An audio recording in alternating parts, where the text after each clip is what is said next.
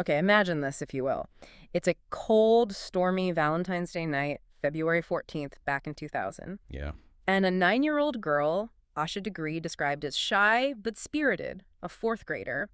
She quietly packs a bag and then just walks out of her home in Shelby, North Carolina, into the dark. Just vanishes. Exactly. And 25 years later, her disappearance is still one of America's most, truly haunting unsolved mysteries. For decades, the question of what happened to Asha has just gripped her community and, countless true crime followers. Absolutely. But now, after all this time, well, new search warrants and actual DNA evidence have brought this seismic, truly jaw-dropping shift to the case. And what's really compelling here, I think, is how these new bits of information can completely reframe how we understand a mystery that's been cold for so long. Right. We're essentially moving from a missing persons case, a really baffling one, to a suspected homicide, and the specific people now being linked to it. It's, like you said, both compelling and honestly heartbreaking. So our mission, really, in this deep dive, is to trace back those initial perplexing details of Asha's disappearance. Then unpack the crucial discoveries made over the years, and then really dig into these shocking new revelations that seem to point directly towards a potential cover-up involving a specific family. We're going to look at the competing theories, the evidence, all the questions that still hang in the air to give you the most comprehensive understanding we can of this incredibly complex case. Okay. So let's maybe set the scene first with Asha Degree herself. By all accounts, she was a bright, spirited kid. Yeah. Her cousin described her life as really centered around church and family. Her parents, Harold and Akilah Degree, remember her as competitive, smart. On that specific night, February 14th, 2000, they last saw her asleep around 2:30 a.m. But then, when her mother went to wake her and her brother for school, maybe 6:30 a.m., Asha was gone. Just gone. No sign of forced entry. Search dogs didn't pick up any promising scent trail leading away from the home. And what's so perplexing right from the very beginning is, well, why? Why would a 9-year-old leave her home in the middle of the night? A dark, cold, wet night, carrying a packed book bag. That's the core enigma, isn't it? The thing that's puzzled investigators, the public, everyone for so long. Just the lack of any clear, obvious motive for a child to simply walk away like that. Right. Initial speculation often leaned towards maybe a rebellious act. She'd fouled out of a basketball game the day before. Her team lost by 1 point. Things like that. But her cousin's memory gives a different picture, recalling that Sunday as just, well, an ordinary happy day. Yeah. Church fellowship. Not a day overshadowed by some big negative event. So it wasn't like she was obviously upset or acting out. Exactly. It immediately tells you the story probably isn't as simple as just a kid running away angry. Okay. And then you have these really unsettling eyewitness accounts from Highway 18. Around 4 a.m., so maybe an hour and a half after her dad last saw her, multiple truck drivers reported seeing a small female figure walking alone on Highway 18. That's about 1.3 miles from Asha's home. And these weren't just, vague sightings either. No, 2 different drivers, a Mr. Rip and a Mr. Blanton, gave descriptions that were really consistent. Small African-American female, light-colored outfit, walking in the same direction on that specific stretch of highway. And the chilling part. Yeah, this is where it gets really chilling. One witness, Mr. Rep, he actually turned his truck around to check on her. But by the time he circled back, she'd vanished into the woods. Gone. And that was it. The last confirmed sighting. Yeah. It's such a critical piece of the puzzle, but it also, raises a lot of questions about how you interpret it. Like, how reliable are those sightings really? Given it was dark, stormy, super early in the morning. Right. And they thought she was an adult at first. Exactly. They initially believed they were seeing a small adult, not a child, and they didn't call the police right away. Now, some people might find that a bit suspicious. However, the sheer consistency you mentioned across multiple unrelated accounts, 2 different trucks, 3 eyewitnesses total, all describing the same small figure in the same place, that strongly suggests someone was definitely there. Yeah, that's hard to ignore. Right. And while, distinguishing a 9-year-old from a small adult in the rain and dark is tough, and truckers see people on highways, the fact that 2 separate accounts line up so perfectly adds real weight. It really underscores the importance of those initial observations, even though they were delayed. So the case then went cold for a long time, until another really significant and honestly chilling discovery. 17 months after Asha vanished, August 3rd, 2001, construction workers found something. Asha's book bag. Yes. And this find just blew the case wide open again. And this discovery, it truly reframed the whole investigation's focus, didn't it? The book bag wasn't just, like, found on the side of the road. Yeah. It was buried, or at least concealed, inside 2 sealed black plastic garbage bags along Highway 18 near Morganton. Which is miles away from where she was seen. Right, a significant distance about 30 to 40 miles north of where she was last seen walking. The contents were her school things, yeah, but also 2 items that were definitely not hers. A T-shirt and the book. A New Kids on the Block concert T-shirt and a Dr. Seuss book, McElligot's Pool, which was actually from her school library, but not checked out to her. Okay, so the way it was hidden, the distance. The meticulous concealment, the distance. It tells you this was a deliberate act of disposal, not just accidentally losing something.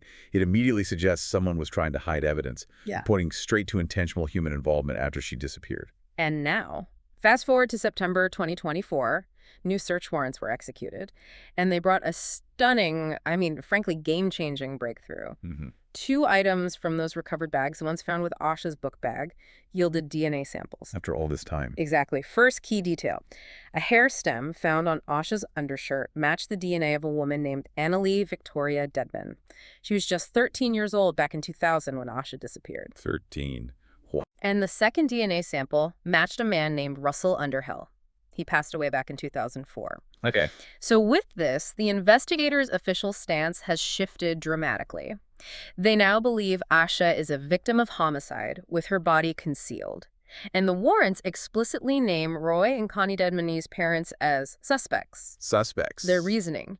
Investigators think adult assistance would have been necessary to either carry out or conceal the crime, given how young their daughters were at the time. That makes sense. A 13-year-old likely wouldn't act alone in something like this, especially the concealment part. And what's equally crucial here, and this is maybe a real aha moment for people following the case, is the connection between Russell Underhill and the Dedman family. Okay, what's the link? Underhill was actually under the care of Roy Dedman, first at Cleveland Healthcare, then later Northbrook Rest Home, both facilities owned by the Dedman family. Owned by them, yeah. And Roy Dedman was even listed as Underhill's emergency contact. So this isn't some random connection. It's deeply, deeply entwined. Wow. Okay, so this is where the case really moves from just speculation to actual concrete connections. The DNA, particularly that hair on Asha's undershirt, matching a then 13-year-old Annalee Dedman. That just transforms the whole narrative. Totally. It doesn't just suggest a connection, it puts someone definitively there at the scene of her belongings after she vanished. And the fact that Russell Underhill, who was under the Dedman family's care, also left DNA. It creates this small but incredibly significant circle of individuals. Right. This really shifts the investigation from who could it possibly be Right. to, okay, who are these specific people and what exactly was their involvement?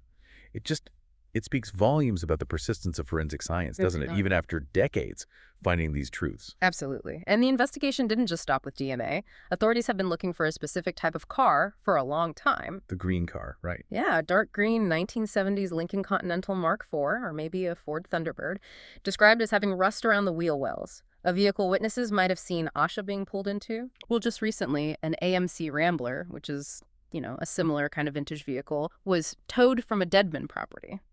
And it's also come out that one of the Dedman daughters reportedly drove an AMC Rambler when she was 16. Okay, another piece possibly fitting. It further solidifies the Dedman family's central role in this renewed investigation, right? And what's particularly potent here is that the affidavit specifically mentions Asha was seen being pulled into a green vehicle. Seen being pulled into it. That's not subtle. No, it's a direct statement pointing much more towards abduction or forced entry, not just, getting into a car willingly. Right. And beyond the vehicle, during these recent searches, authorities seized a whole array of items from a Dedman property. Things like cameras, journals, a black trash bag, kids' clothing, a rifle, even a human tooth in a Ziploc bag, plus various electronics. A human tooth.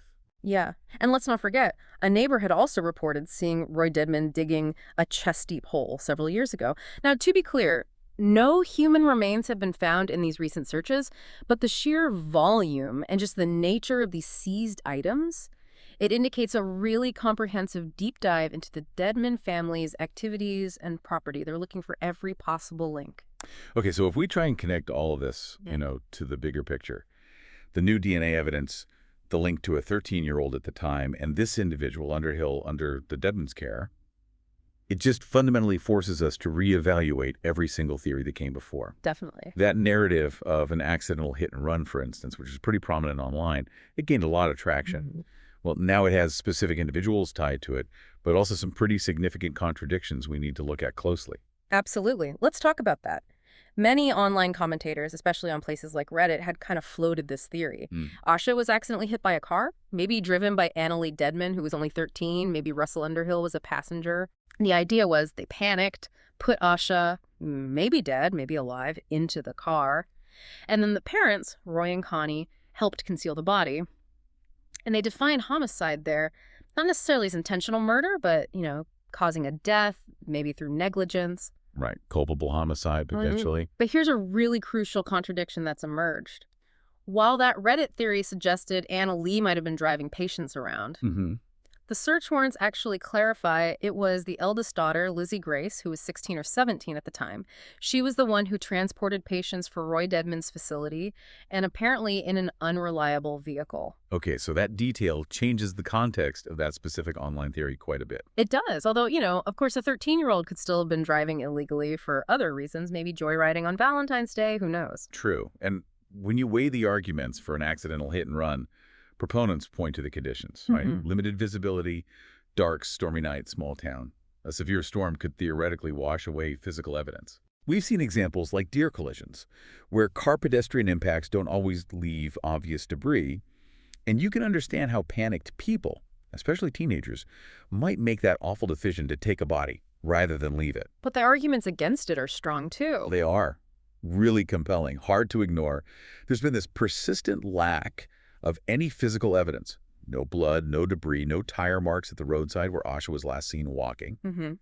Plus, witnesses reported seeing Asha actively avoiding vehicles, running into the woods when Rupe turned around. That directly contradicts her just being struck unaware. Right. And for that scene to be completely spotless, as it apparently was, that would have required a significant hours-long cleanup in the dark and rain that somehow nobody reported seeing. It seems unlikely. So with all these new details, what does this really mean for the abduction theory then? That really powerful detail you mentioned, Asha being pulled into a green vehicle from the affidavit, that really shifts the focus away from an accident, doesn't it? It points much more directly towards a deliberate abduction. Yeah. It suggests Asha was either lured, maybe, or forced into a car. Could her running into the woods when that last witness saw her, could that have actually been her trying to escape an initial captor, only to be caught again shortly after? It's a possibility you have to consider now. Yeah. And these new warrants, they also significantly impact any previous theories that might have considered parental involvement, which, were part of the online discussion for years. Right. People always wonder in these cases. Exactly. Earlier speculation sometimes raised questions about maybe issues at home. Could Asha have been running away from a difficult situation? Her father's Candy Run alibi that night also drew some scrutiny in online forums, with questions like, could he possibly have encountered her after the highway sightings? However, these new warrants, directly naming Roy and Connie Deadman as suspects, that unequivocally shifts the focus of potential adult involvement away from Asha's immediate family and squarely onto this other family. And the book bag itself, when you really think about how it was found, it tells such a powerful, silent story. Doesn't it? The fact that Asha's book bag was double bagged, deliberately concealed, found 18 months later, dozens of miles away, it just screams intentional disposal, cover-up. Absolutely. Yeah. It's not the scenario you typically expect from a simple hit and run where maybe an item gets accidentally forgotten or left behind in the chaos. No way. And those items inside that weren't hers, that New Kids on the Block t-shirt, the Dr. Seuss book, they just deepen the mystery. It makes you ask, who put them there and why? What narrative were they trying to construct, maybe? Or trying to conceal? And it's also, I think, important we acknowledge that the source material we looked at includes those online discussions speculating about the Deadman family's reputation. Right, the Reddit threads and things. Yeah, conjectures about things like known racist members or maybe a cool uncle drinking on his birthday. Things like that came up in the source material's discussion of online theories. We need to be absolutely clear here. These are user theories from that source material. They are not confirmed facts presented by investigators, Our role is just to impartially convey the breadth of the information and the online conversation surrounding the case, making it clear we aren't endorsing these specific viewpoints, just reporting what the sources contain. Understood. Okay, so to kind of recap where we are, Asha Degree's disappearance has tragically evolved from this completely baffling missing person case into a suspected homicide, with specific individuals and an entire family now under really intense scrutiny. Yeah. The interplay of those original kind of fragmented eyewitness accounts, the shocking new DNA evidence, and all these various, sometimes conflicting theories, it paints an incredibly complex and just deeply heartbreaking picture. It really does. And despite this painful shift in the investigation's focus, Asha's mother, Aquila Degree, she continues to hold on to this enduring hope. She's been quoted saying, "I don't care. If she walked in the door right now, I wouldn't care what I missed. All I want to do is see her." It's just devastating. In this case, it's such a stark reminder of how incredibly challenging it can be to piece together the truth decades later, especially when the initial information is so fragmented and memories fade or get reinterpreted over time. But it also really highlights the unwavering persistence of law enforcement and the absolutely crucial role of new forensic science. How it can reignite and breathe new life into these long, cold cases, bringing them back into sharp focus like this. It's amazing what science can do now. The police clearly believe someone out there knows exactly what happened to Asha and has been carrying this immense, heavy secret for 25 years. Imagine that weight.